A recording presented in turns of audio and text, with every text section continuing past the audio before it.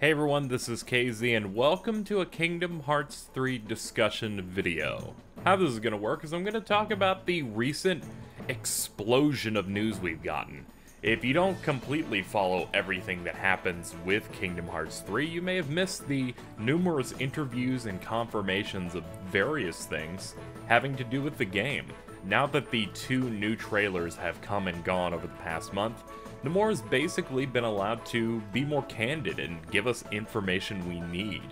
And it makes a lot of sense because within a year, we may in fact be playing this game. So before we talk about the events that happened over the past month, let's talk about the last time we got major Kingdom Hearts 3 news. This was in 2015 via two different events, E3 being the major one, and then Jump Festa in the following December being the smaller one. A lot of the B-roll footage you're seeing here is from that E3 trailer. This was, at the time, an absolutely amazing trailer, and even now it still looks damn good. This was our first chance to see the game on what is now the official engine for Kingdom Hearts 3, Unreal Engine 4. It ditched the engine that you saw for Final Fantasy 15 in favor of an engine that was actually complete. And the stuff we saw on display was really, really good and exciting at the time. But of course, looking back on it and excitement, it very much did look like something that wasn't really complete yet. We saw a lot of fighting in it, but we didn't see enemy health bars, and everything, some of this stuff like this section here with the Rock Titan, was stuff we had already seen from a previous trailer back in, I believe, 2014, when they were still on Luminous. That and seeing this brand new world was exciting, but it was more like showing you a sandbox that the characters will hang out in. Didn't really inspire a lot of amazing confidence in the game, just that, hey, we're still working on it, Sora has a new outfit, he has some new Keyblades, and here's him using spells and attraction flow, summoning these giant Disney rides. But for the most part, a lot of the combos weren't on display here. It was a lot of showing off the tech. Tech demo is a good way to describe the trailer we got in 2015, showing you the things that they can do, and then cutting to all the more extravagant things they've made, and a lot of the combos weren't on display. It was more, alright, we're gonna show this magic, then stand still. In the end, it's an excellent trailer, but it doesn't really inspire to me, someone who has consumed Square Enix games for the majority of my life, to believe that it was making any progress, and I mean, well look, we were right. It's 2017, the game still isn't out, and was still early. But that's not to say that the content we got in 2015 was bad, but it definitely was exactly what everyone expected. It was now in development. It was still quite early. And then there were 2 years of basically nothing. Flash forward almost 2 years later, and E3 week is happening. The Kingdom Hearts Orchestra is in full swing. Tetsuya Nomura appears and brings a new trailer. I remember the feeling of seeing major Kingdom Hearts fans on Twitter saying, he's come out, he's showing something. It was just this amazing, exciting event of like, it's happening. Because even then, I could tell you, I was confident, I believed a trailer would happen, but there was a lot of doubt. There is a lot of doubt that comes with this company and tempering your expectations, and they knocked him out of the water with an amazing trailer that has some of the most convincing gameplay ever. It's like, it's very clear that they're playing the game. The only thing that is different is the fact that enemies aren't dying that much. And that's mainly due to them using the dev versions of the game, debug units. Basically, the game's still in development, so they're like, fuck it, we're not going to mess with the defense and attack values that much. We just need to show the enemies being hit, so you see the health bars, but you don't see a lot of feedback. You do see some kills over the next couple of trailers, but still. On top of that, the visuals look top-notch, the Disney models are incredible, and this is the first time that you can be convinced that this is a real-ass video game. And, thanks to the fact that we picked up Kingdom Hearts HD 2.8 Final Chapter Prologue, you will have played the Kingdom Hearts 3 demo in a way, where you play as Aqua, and a lot of the systems there with command styles and the situation commands are in full display here. They basically ripped it from Kingdom Hearts 3, like a good demo should, and showed you the mechanics. So when you watch this trailer having played through that, you know exactly what's going on, and then you see some flow motion stuff here that we remember before from Kingdom Hearts Dream Drop Distance, and everything comes together. So not only is it a good trailer with really good combat exhibition, and not only does it look polished and make the game look farther along, it also, you can imagine how a lot of these gameplay mechanics work, and that is exciting. Of course, this trailer ended with the best news in the world. It was that another trailer would appear at D23 Expo July the 15th, and that's when things really got good. It was during this Disney video game panel at D23 Expo, which was very bad, that they closed out with Kingdom Hearts 3, releasing 2 trailers, in fact.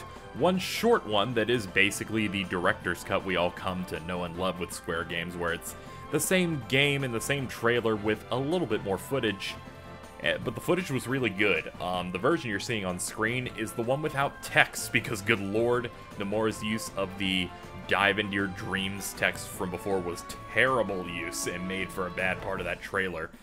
And really undersold some of this great gameplay here, showing off the Keyblade transformations, specifically the blaster guns, the arrow guns they call them, and then the cannon that they evolve into, as well as a battle against what might be one of my top 10 favorite Heartless ever, this giant Colossus-looking guy. And then, of course, we get the main course, the cream of the crop, a new Disney World. A new Disney World that isn't just used as a backdrop, that we get to see what it's about, and is of course Toy Story, a world that I've wanted to see in Kingdom Hearts for most of my life. Ever since I played Kingdom Hearts 1, I wanted Toy Story. Even when playing it for the first time, I was hoping that might be one of the worlds, because I think I was like 10 or 11 at the time, and I really wanted to see it. I've been plugged into the series since its first entry came out, since I saw commercials on TV and got a PS2 for my birthday to play this game. It was the first full voice-acted, story-based game I ever played, and I've been plugged in ever since. And seeing Toy Story featured in Kingdom Hearts 3 is incredible. It looks just like the movie. I feel like a lot of people say, will we ever get the Toy Story level of graphics from the movie in the video game? And we're pretty much as close as we ever have been, with the absurd animation detail and look of these characters. It's absolutely incredible, these transitions that we get between the characters. They have nailed the aesthetic, and this, if this is the reason why they took so long, then I think all can be forgiven. This looks incredible. This is the first time in 4 years the game Kingdom Hearts 3 has been announced for 4 years. It's been 4 years since that happened, right? This is the very first time in a trailer for it that Sora has had a conversation. And it's the first time he's interacted with Disney characters. This is what I wanted. And this cutscene was expertly directed, was a really cool thing, and they just nailed it. Disney just has a great power of getting people excited. You want to see your favorite representation in there, whether it's Toy Story, whether it's upcoming Tangled stuff, and I think it's really cool that we haven't seen anything of Big Hero 6, which was announced 2 years ago, or even Tangled. We've just seen one zone of it. No interactions, no villains, no music. No music for anything, actually. So it's very exciting to have that, because the reveals for those still exist. And of course, the gameplay in this new trailer was just as good as what we saw in the previous one, only now it's under an even cooler world to see. What makes this trailer better than the other one is the fact that it's new material. The reason that it gets me so good is because I wanted to see this world so badly and didn't know if we'd ever get it. But on top of that, I needed something new. The Hercules trailer that we got last month is incredible and I loved it. But in the end, it's fucking Olympus. We've seen it in every Kingdom Hearts game except one, and the one time it didn't show up in a Kingdom Hearts game was Dream Drop Distance, and that included a track from Olympus. It's always there. We need new stuff. Kingdom Hearts 3 is a new game. You need new things to be excited for. And now we've got cool toy mech fights going in a toy store trying to, you know, help out Woody and Buzz. Now Woody and Buzz are in your party. It's exciting. Sora's getting in mechs because Nomura is a fan of Titanfall, and he really wanted to have mech gameplay in a video game since Versus 13. It's an exciting time. This trailer and the other trailer were like the big thing of news that we needed, and on top of that we get several interviews. Getting Kingdom Hearts 3 news and this drought of 2 years felt like passing the world's largest kidney stone.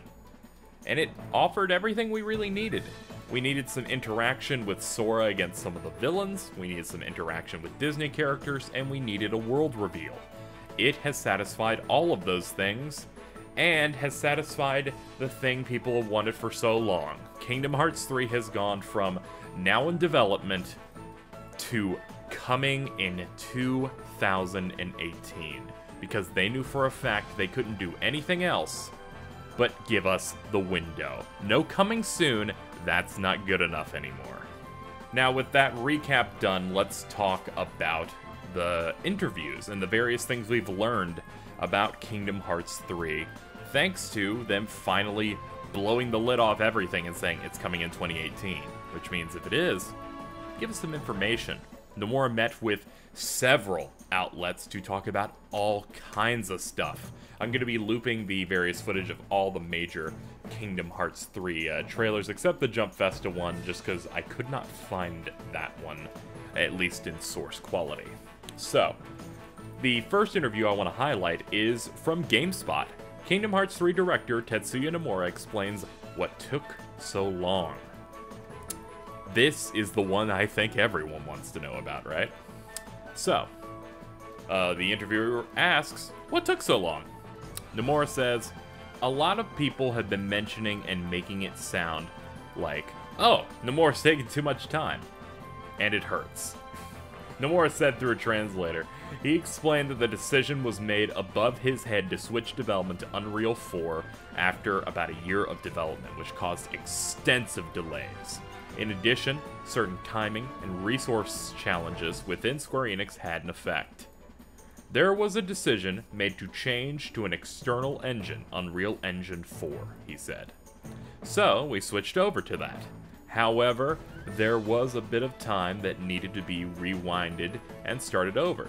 So, there was a bit of a setback there, but it was a decision that the company had to make, so it was inevitable.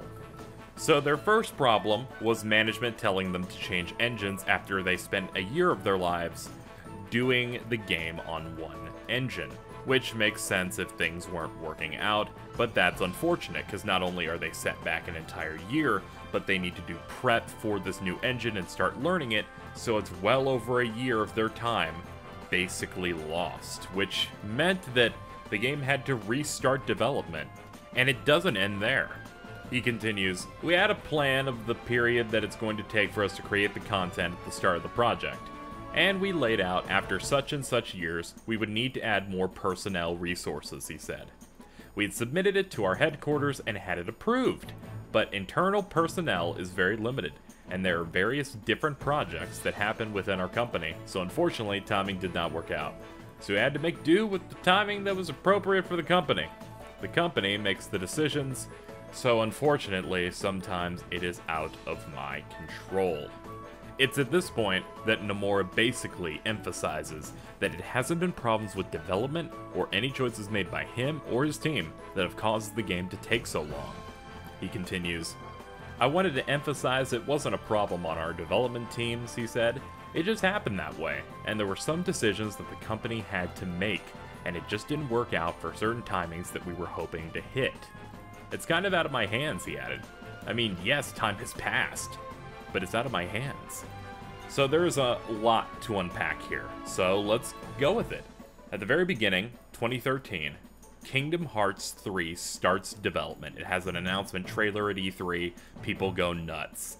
Then, development begins for an entire year, building up assets and starting all the new mechanics and making everything just right. Then, Square Enix upper management realizes a problem. They're developing two of their biggest games on an unfinished engine, and they don't have the staff for it. So they move all the staff for this engine onto Final Fantasy 15, which they view as the more important title because it is the face of their company. They then say, alright, Nomura, you're going to switch your entire team onto Unreal Engine 4, which means a shit ton of, if not all of their progress, is basically gone, which means that they need to remake everything. They have to roll back progress, so it's almost like probably mid-2014, maybe late 2014, is when development on this game truly begins, because they have to basically restart from square one. On top of that, they requested personnel. They need more people in the Osaka development team to continue making the game, and what happened? They got approved. But what happened? They didn't get many people. Unfortunately, Square Enix is working on so many big AAA titles at the time, whether it's Final Fantasy VII Remake, Final Fantasy 15, its DLCs, Hajime Tabata is apparently starting a brand new IP, they have people working on the Final Fantasy 14 MMO, you've got Dragon Quest 11, there are so many games happening, and they don't have enough people to have them all make the highest amount of progress. So at this point, they can only do so much, and this leads them to a kind of tortoise and the hare type of thing, slow and steady. That's how you could describe what was going on with Kingdom Hearts 3, and that's why. There was no Nomura was asking for certain things, or he was delaying stuff because his vision is too hard. The problem, they just don't have enough people and time, and they're doing the best that they can, just like any other company. And that is why we had a 2-year gap between trailers. That is the reason it's been taking so long. So with that out of the way, there are a bunch of various different gameplay updates and just information we gotten from various interviews. I'll roll through a few of these that are interesting but don't need text overlay that you can get excited about. The first thing that I wanted to talk about is the gummy ships. Gummy ships are coming back. Nomura basically says because it's a numbered Kingdom Hearts title, you should be expecting gummy ships. But they will evolve in some way, which means, of course, they're going to look at that system and always look at a way to improve it. So when it comes down to it, be excited because the gummy ships will come back, or be disappointed if you don't like them, but they're coming back. They're going to be better than ever, hopefully. In addition, we have seen that Woody and Buzz are party members in this game, giving us a party total of 5. And Nomura explained that they've gotten rid of the D-Link system from Kingdom Hearts Birth by Sleep. Everyone knows about that one, where you could like call on a friend to help and get their fighting style. And he said that that was because we couldn't really do many party members in that game. But since we're on the PS4, this isn't really a problem anymore. And he said you could add up to 5 more members of your party, even more, implying that maybe the end of the game you have your 7 Warriors of Light and Donald and Goofy. What if they're all in your party? Just adding two clumps of characters on the right side of the screen for each new set. You just have a bunch of people in your party and there's no problem with it. It means they're not limited to one Disney helper in this. People thought maybe that's how it was going to be with Hercules, but no, you could, in Tangled, you could have 2 party members for that. In Toy Story, you can have 2, and Big Hero 6, you could have the entire team going with you. And that is very exciting. The other thing that he wanted to talk about was in terms of the Keyblade transformations. Now, everybody knows about those. It's the various different forms that the Keyblade has taken, and how they've basically become the drive forms of this game, where they are a situation command that change Sora's clothes the same way a drive form did, and they're all quite varied. It was during an interview with, I believe, a Game Informer or GameSpot, in which he confirmed that Keyblade transformations are locked to the Keyblade. As you can see, there is the Hammer Keyblade transformation on screen right now. That is locked to the Toy Story Keyblade. Same goes for its other form, which is the Drill. He explains that every Keyblade in the game is going to have up to 2, at least, he says, at least 2 transformations.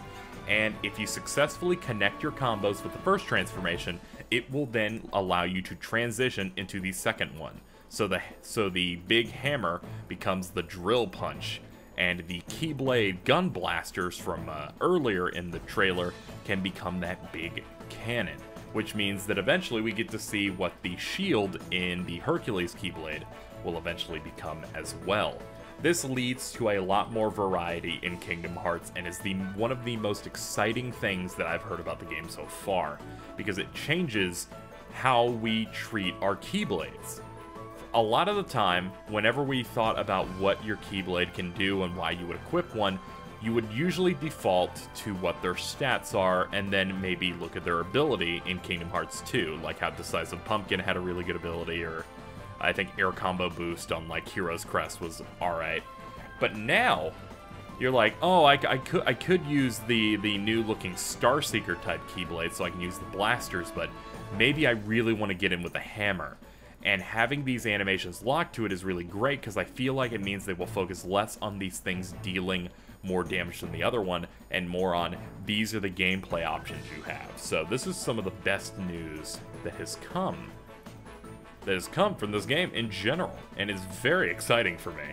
The next thing worth talking about is the Toy Story world itself, and the details that we've gotten about it. The main things have to do with story. When they approached Pixar for the game, and got the official go-ahead to do it, Pixar made a request. Do not retell the movie. Instead, create your own story within the entire universe of Toy Story. So, Nomura drafted up a story with his team, and then sent it to Pixar. And then they sent their dialogue back, and went back and forth until they found something where both parties were satisfied. And in the end, we have a world with its own original story, taking place between Toy Story 2 and Toy Story 3, which means that the other toys that were introduced in Toy Story 2 will be there, and they must be the friends that have gone missing that we're supposed to find at the Galaxy World Toy Store. In addition to that, they have also confirmed that the giant robots that you run into, the Gigas robots that you can like transform, like take control of, and also fight, are optional. You don't actually have to control them. And Nomura says the coolest thing, and it's the most Nomura thing ever. He says, "We decided to include rideable robots in this game to prove that nothing is impossible for Kingdom Hearts 3. I love this man. This is why I love this series, because he's a fucking madman. Just, nothing's impossible. You can ride a robot.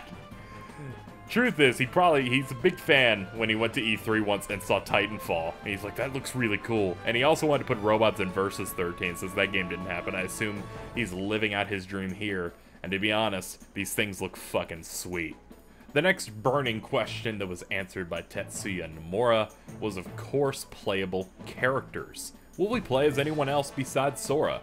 He didn't say who, but he basically confirmed that it's really hard to make multiple playable characters in a game with the scale that this game has. But he confirmed he will be playing as someone else as well. Did not confirm who. Could be Kairi, because for like some tutorial related stuff, she is training to be a Keyblade wielder. It could be Riku journeying with Mickey to go save Aqua.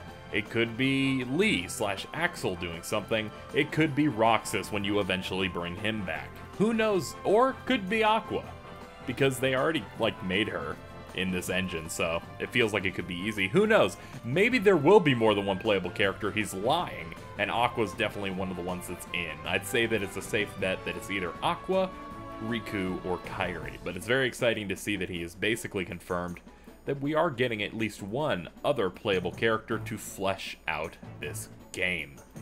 The next thing I want to talk about is very telling about what this game's scale really is going to be on the world variety.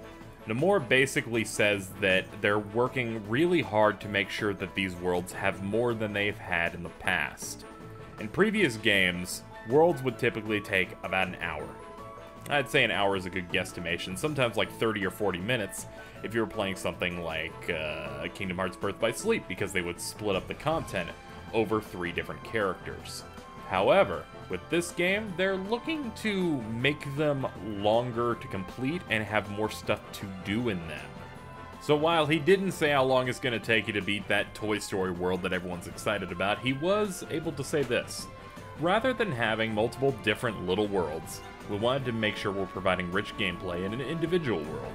So we put a lot of effort and allocated a lot of resources to create these worlds. And it would be sad for players not to enjoy the world and breeze right through it. Therefore, we made sure that each of the worlds is designed so players can take their time and enjoy the gameplay that is available. What this tells me is that when it comes to Disney worlds, I think we're going to be getting less than we've gotten in the previous 2 mainline Kingdom Hearts games. And I think that's okay given the scale of these things. If you even look at Olympus, for example, it looks bigger than at least 3, maybe 4 worlds in the other games. Scale. They've shown us so many locations in Olympus, for example, whether it's the temple, whether it's this cliff we climb up to fight Rock Titan, whether it's the journey up the mountain, when you're in the city Thebes, whether you're in the Olympus city itself, the Olympus, I guess, kingdom. There's so much to it that I think that at most we're getting 7 worlds that are Disney related in the game, to which we've already seen, what is it, 1, 2, 3, 4 of them? Big Hero 6, Hercules, Tangled, and Toy Story. Though I could be wrong, they could match what the first Kingdom Hearts game gave us, which was 9 Disney worlds, if you want to count the 100-acre wood. If you'd like to count the worlds that were featured in Kingdom Hearts 2 that were not original, and do not count Mysterious Tower, just because that's like 2 rooms, then you're looking at 11 Disney worlds. But of course, that also counts minigame-related outings, so if we didn't count that, there are 9 full Disney worlds worth exploring in Kingdom Hearts 2 that aren't minigame suites or anything like that. So, honestly, I think that you are overestimating the power of this development team if you expect anything above 7, to be honest. But I think 7 big Disney worlds on top of probably Radiant Garden, Twilight Town, Mysterious Tower, potentially endgame worlds like the Keyblade Graveyard, maybe going into Kingdom Hearts itself. I think you're getting a lot there. Maybe the World Never Was will come back. I doubt it. I feel like they've mined that enough, and I feel like the villains are going to get their new lair. But you're looking at a lot of worlds. Daybreak Town, which was modeled in the Kingdom Hearts back cover movie, they might use that. I think that he is setting people's expectations up for something a bit smaller, to be honest. Something with a smaller roster of worlds, but a more memorable roster, because there's so much more to them. And that's exciting. It's exciting. He's going quality over quantity. So there are 2 things left to talk about when it comes to the Kingdom Hearts 3 news. The first one is, are there going to be any surprises when it comes to the worlds in this game? And it's a flat answer. No. They are going to show you every single Disney world before you play the game. In all the marketing and the trailers and all that stuff, they will have revealed every single world. Some people may say, oh, I want to go on blackout, or oh, that's unfortunate. But they've always done that. Like, they always show what the worlds are, like Kingdom Hearts 1 and 2. They always show it to you. But they usually try to keep some of the endgame world stuff away from you. So, if there's like some really cool endgame world thing, unless you're looking at like some secret launch trailers or some major news stuff right when it comes out, you will probably be safe when it comes to that. But you're gonna know every Disney world that's represented in Kingdom Hearts 3. And the last thing, and the one that some people may not be cool with, the one that I'm cool with, downloadable content. What DLC is going to be featured in the game? And they said, we don't have any plans yet. We don't have any plans for it, but upper management has said so, and I've told my team, prepare for it. It's like, hey, make sure to allocate and be ready so it's like easy to get this shit done. If we want to do a DLC after the game's done, we will have our plans, and expect a Kingdom Hearts 3 Season Pass. Now, I know a lot of people are going to be cagey about this, and I'm saying, if you have a problem at the prospect of Kingdom Hearts DLC, and you are a Kingdom Hearts fan, then you are dumb. I don't want to be mean, but allow me to tell you the story of when Kingdom Hearts would release games called Final Mix, in which they would repackage the game that you had already bought, release it only in Japan, for the exact same price as the original one. So imagine them saying, here you go, we added another world and we added a few boss fights, $60 more. They used to do that. Even Final Fantasy did that with international versions. They would repackage the game with a little bit of extra content that you could easily get in a DLC pack or like a season pass, and they would sell it at full price. That shit was dumb, but the content in it was good. I can trust that they bring that kind of really cool content. And if I only have to pay $25 to $30 for a season pass of it, and it's not limited to Japan, I think that's pretty much fine. When it comes to Square doing DLC like that for Kingdom Hearts, they haven't really done anything bad. They haven't really done DLC for it. Their old content was absolute shit, though, where they give you cool stuff, but they make you have to buy the game twice. Or import it if you're a dirty American like me. So, in the end, DLC is the future of video games. It's going to happen. Your concerns are the core game needs to be tight, and I'm confident that the core game is tight because, good lord, these trailers have proven that. So to close out, DLC is probably happening, but they have no plans for it. Which means, good for them. Good for them. That means that after Kingdom Hearts 3 comes out, I have more Kingdom Hearts to look forward to? I'm never, ever gonna fucking say no to that! No! I will not! Never! Anyway, it's been 30 minutes, so I think it's time to wrap this buddy up. There will be more news coming out from Kingdom Hearts 3, I assume. I assume there are still more interviews that are getting ready to go up.